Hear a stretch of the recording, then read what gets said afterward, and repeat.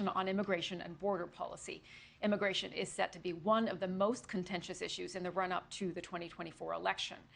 And joining me now is one of the Democrats who signed on to that letter, Congresswoman Susan Wild, who represents Pennsylvania in Congress. Congresswoman, really good to have you on the show. Thanks so much for joining us. I want to ask you, first of all, about this new immigration rule that we just talked about, making it easier for officials to deport migrants who are ineligible for asylum.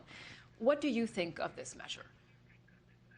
Well, it's a start, but quite honestly, I don't think that it addresses the main problem we have, which is that we really need a complete system and of making sure that we are moving people across the southern border or returning them more quickly.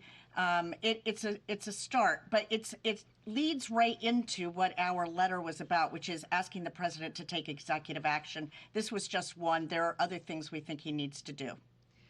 Are you frustrated that the president hasn't yet taken executive action?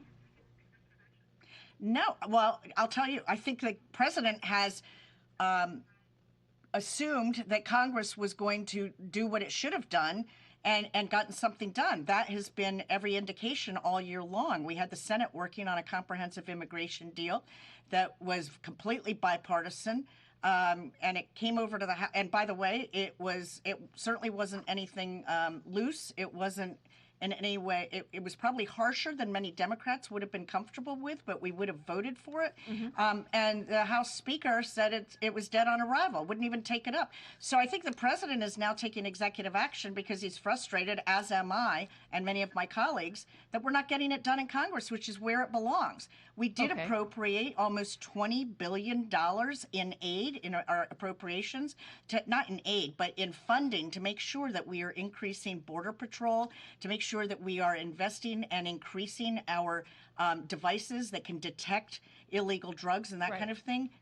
And apparently we're not going to figure out how to spend it, so the president needs to do that. Congresswoman, I just want to stick on this point for a moment, because it was clear already months ago that Congress wasn't going to move forward with this bill, as you mentioned. It was dead on arrival in the House. Since that time, we still haven't seen the president take that sweeping executive action that had been anticipated. So again, why do you think he hasn't done so?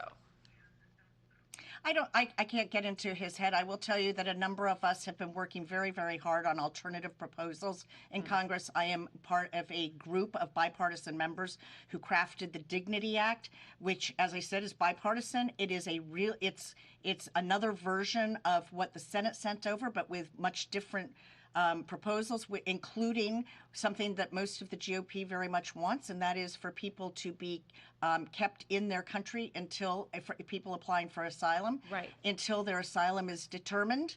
But we would build facilities, U.S. facilities, to house those people, but in their own country. That's one thing. Much greater Border Patrol presence, and very importantly, this is another GOP talking point, it requires E-Verify for employers to verify. Congressman, if I could just jump in there, because I want to ask you specifically about your letter that you referenced, that you sent with your colleagues. It says in that letter, quote, "All of our constituents, no matter our congressional district, have felt the impacts of the current border situation." As I mentioned, you represent a district in Pennsylvania that's not at the border.